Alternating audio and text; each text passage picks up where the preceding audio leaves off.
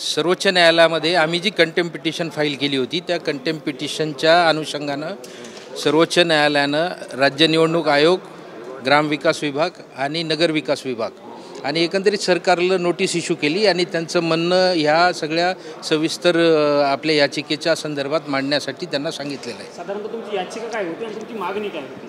हे बघा, आता मी तुम्हाला ह्या सगळ्या प्रकरणाचा सुरुवातीपासून उलगडा करतो, त्याच्याशिवाय हा विषय लक्षात येणार नाही. आमच्या 4 मार्च 2021च्या निकालामध्ये अतिशय स्पष्ट सर्वोच्च न्यायालयाने सांगितलं होतं की ओबीसीला तुम्ही आरक्षण देऊ शकता, परंतु आरक्षण देण्यापूर्वी ट्रिपल टेस्ट पूर्ण केली पाहिजे. आणि ती ट्रिपल टेस्ट म्हणजे बाठी आयोग. आणि बाठी आयोगाचा जो अहवाल सर्वोच्च न्यायालयामध्ये सादर झाला होता तो त्याच्यानंतर ओबीसीचं आरक्षण 7/7/2022ला लागू केलं होतं.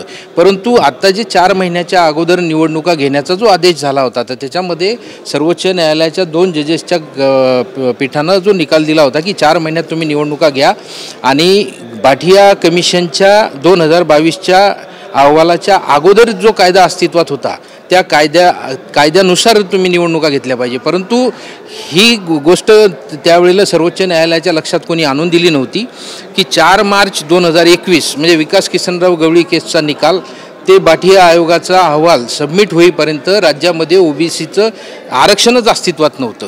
आणि असं असताना जर का त्या ठिकाणी आरक्षण दिल्या जाते तर ते उद्या कोणी जरी कोर्टात गेलं तर ह्या सगळ्या ओबीसी आरक्षणातून निवडून आलेल्या सगळ्या सदस्यांची पदं धोक्यात येण्याची शक्यता नाकारता येत नाही. याच्या अगोदर राज्यामध्ये 4 मार्च 2021ला आमचा जो निकाल लागला होता त्याच्यानंतर जवळपास 350 लोकांची पदं गेली होती.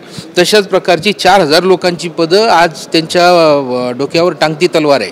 आणि हे उद्या होऊ नये म्हणून हा विषय आम्ही सर्वोच्च न्यायालयाच्या पीठासमोर आणलेला आहे. साधारणतः जी 17 तारखेला सुनावणी होणार आहे आता त्या सुनावणीसाठी कोर्टानं आज तुम्ही प्रकरण मेन्शन केलं त्यामुळे कुणाकुणाला नोटिसा पाठवलेल्या आहेत आणि सुनावणीमध्ये नेमके काय कधी असणार आहे सुनावणीमध्ये सर्वोच्च न्यायालयाला जर आमचा मुद्दा पटला नसता तर सर्वोच्च न्यायालयाने त्याच वेळेस आमची पिटिशन फेटाळली असती.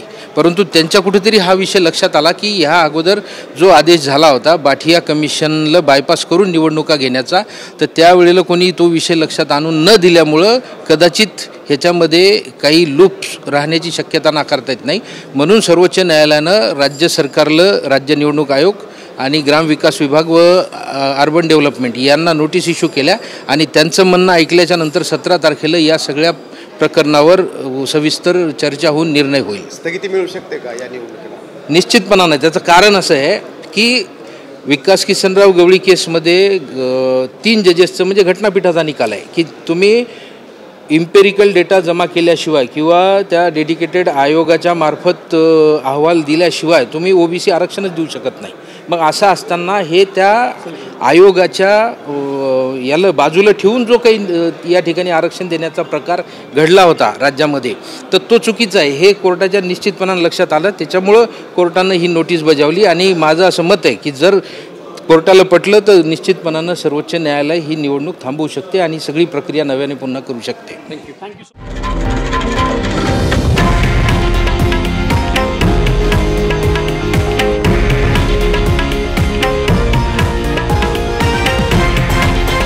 हे आहे देशातील नंबर 1 न्यूज नेटवर्क आणि आपण पाहत आहात TV9 मराठी, एकमेव.